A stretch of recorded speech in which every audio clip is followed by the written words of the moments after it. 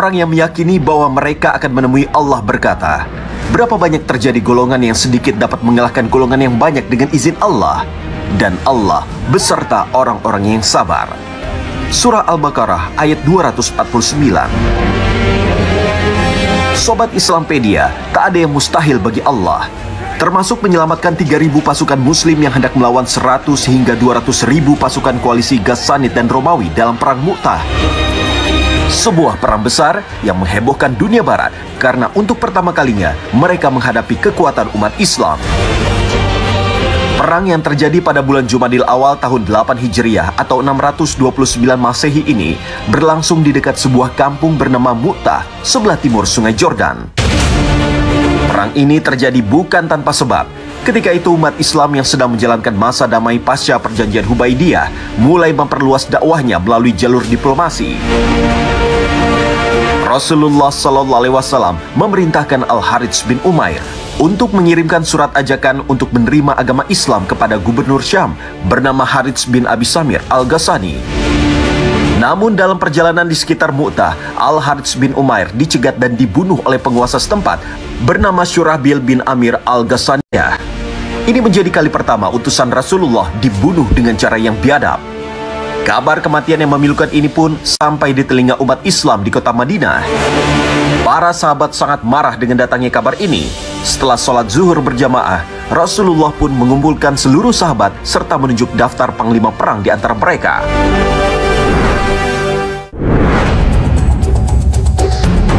Sobat Islampedia, sebuah mukjizat dari Rasulullah SAW ternyata pernah terjadi sebelum perang Mu'tah. Ketika mempersiapkan prajurit, seperti pada perang-perang sebelumnya, Rasulullah memilih panglima terbaik untuk memimpin pasukan Islam dalam perang yang akan dihadapi. Namun, jika biasanya beliau hanya memilih satu panglima, pada perang Mu'tah, Rasulullah justru memilih 3 orang untuk bergiliran menjadi panglima perang. Kisah ini disampaikan dari Abdullah bin Umar. Rasulullah menunjuk Zaid bin Haritsah sebagai pemimpin pada perang Mu'tah. Kemudian Rasulullah bersabda, apabila Zaid terbunuh, maka digantikan Ja'far, dan apabila Ja'far terbunuh, maka digantikan Abdullah bin Rawahah. Hadis riwayat Bukhari. Keputusan yang diambil oleh Rasulullah ini cukup mengejutkan para sahabat. Tidak heran kala itu banyak sahabat kebingungan dengan sabda sang Nabi. Seolah mengisyaratkan bahwa beliau sudah mendapat gambaran mengenai situasi perang yang akan dihadapi oleh umat Islam pada perang Mu'tah. Setelah semua perbekalan militer disiapkan, berangkatlah 3.000 umat Islam dengan gagah berani menjamah medan perang. Rupanya hal ini membuat Heraklius, Raja Romawi, tak tinggal diam.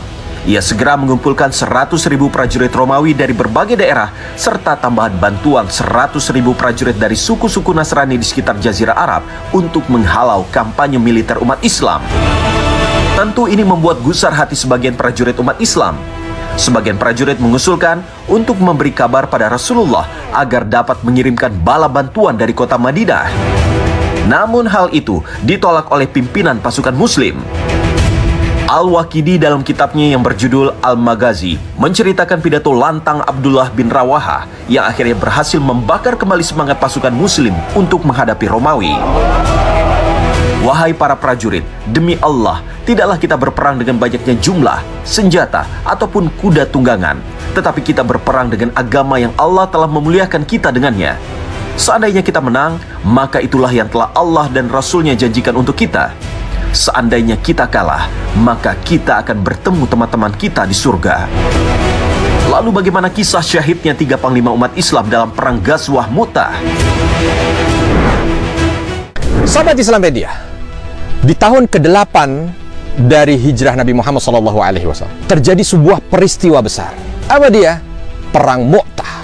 Dan kalau kita lihat, perang ini adalah perang pertama di masa Nabi SAW hidup yang dia itu perangnya keluar Jazirah Arab karena sudah sampai masuk ke Syam. Dan ketika Zaid bin Harithah dalam pertempuran itu langsung meneriakkan Allahu Akbar, mulailah pertempuran itu.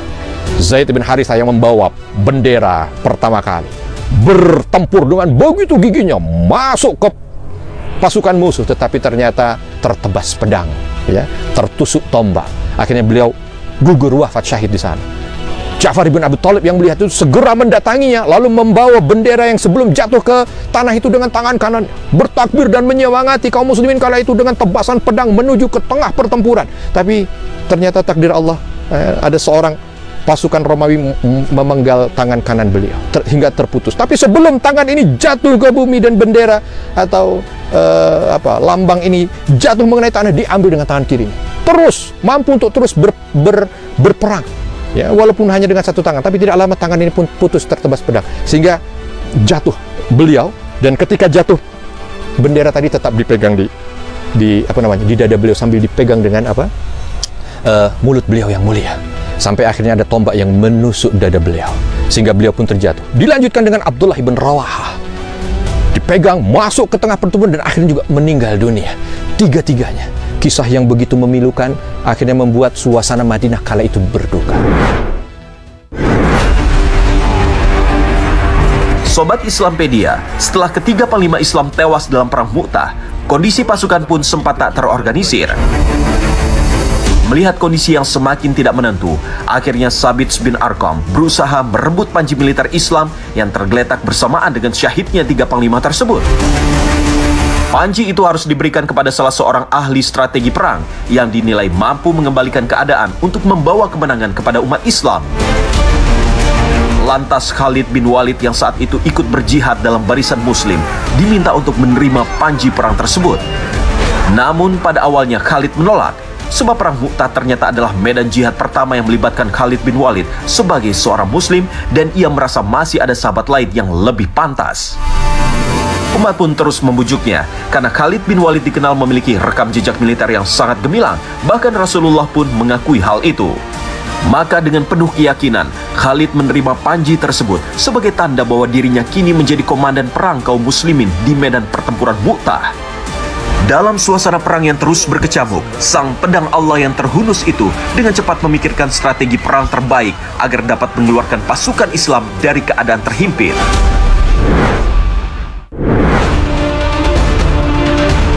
Ketika malam tiba, Khalid membuat strategi untuk mengelabui pasukan Romawi dengan cara memecah pasukan muslimin menjadi dua sayap. Masing-masing sayap pasukan muslimin menempati posisi yang telah ditentukan, dan ketika pagi datang, dua sayap itu akan menyerang musuh secara bersamaan. Ia mengubah pasukan di sayap kanan untuk menempati posisi sayap kiri, serta mengubah pasukan di sayap kiri untuk menempati posisi sayap kanan. Begitu juga pasukan di barisan depan dipindah untuk menempati barisan belakang, dan sebaliknya. Serangan tiba-tiba dari dua arah ini ternyata membuat pasukan musuh terkejut. Mereka mengira pasukan muslimin mendapatkan tambahan pasukan dari Madinah. Sebelum musuh menyadari apa yang sebenarnya terjadi, Khalid bin Walid berhasil memukul mundur mereka. Melihat pasukan Romawi yang dipimpin Theodorus mundur, Khalid menginstruksikan pasukannya agar tidak melakukan pengejaran dan mundur secara teratur ke Madinah. Pertimbangan ini ia pilih sebab jika pasukan musuh menyadari strategi tersebut, kemungkinan besar aliansi Bizantium itu akan kembali menyerang dengan kekuatan penuh.